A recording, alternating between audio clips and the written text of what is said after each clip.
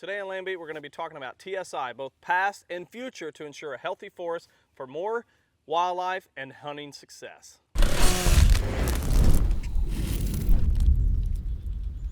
we're talking about TSI, we're always talking about timber stand improvement. Now, we at Land & Legacy, like to manage our forest so there is future timber harvesting, because that's income that can come to the farm so you can put it into other projects or help pay for the farm. So we always try to manage, if there's the possibility, manage for future harvest.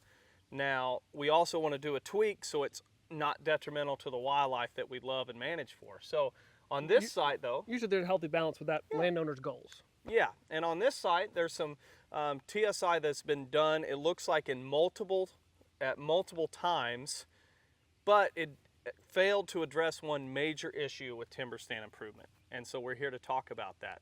Obviously, there's not a lot to talk about when it comes to deer cover or deer forage. Right. Because it is slim pickings around here. Very, very bare.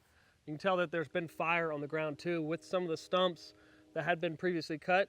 Correct. You see that this has not only been thinned probably multiple times, but also been burned frequently. Yeah, so you can see stumps and tops from a previous TSI and then a more recent TSI through hack and squirt method, which seem to have targeted flowering dogwood, ash, and some other species. And very small diameter trees as well. Really killed out the mid-story.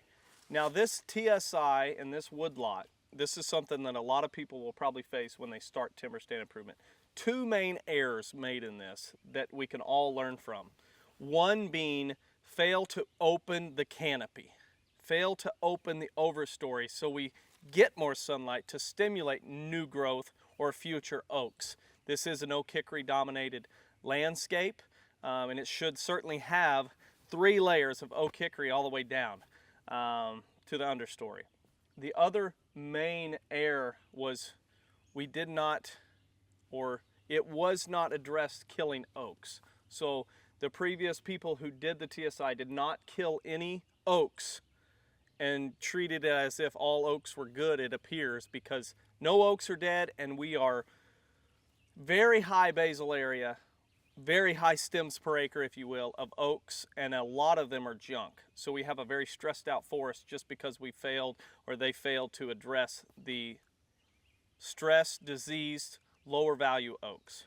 Yeah, points 1 and 2 are really closely tied together because Correct. If you open up that canopy more, that's going to produce more sunlight on the ground, and that's what oaks and hickory and an oak hickory forest, the future forest, needs to be able to reproduce and have viable acorns on the ground that resprout with that added sunlight. So as you go and address the overstory more, you're going to get the better understory and produce that future forest of the oaks and hickories. Yeah, so thinning the stressed, diseased, crooked, bad looking oaks will get you more sunlight, but it will also release the oaks that are healthier adjacent, which the University of Tennessee, great research, found that those then produce more acorns. Absolutely. So we're getting more production out of the fewer trees we have, which provide more production on the entire landscape for the wildlife. This is, I think, where most landowners do fail in the process is they're not critical enough of the trees. Yeah. If it's a healthy tree, it should stay, if it's adequately spaced with the other trees.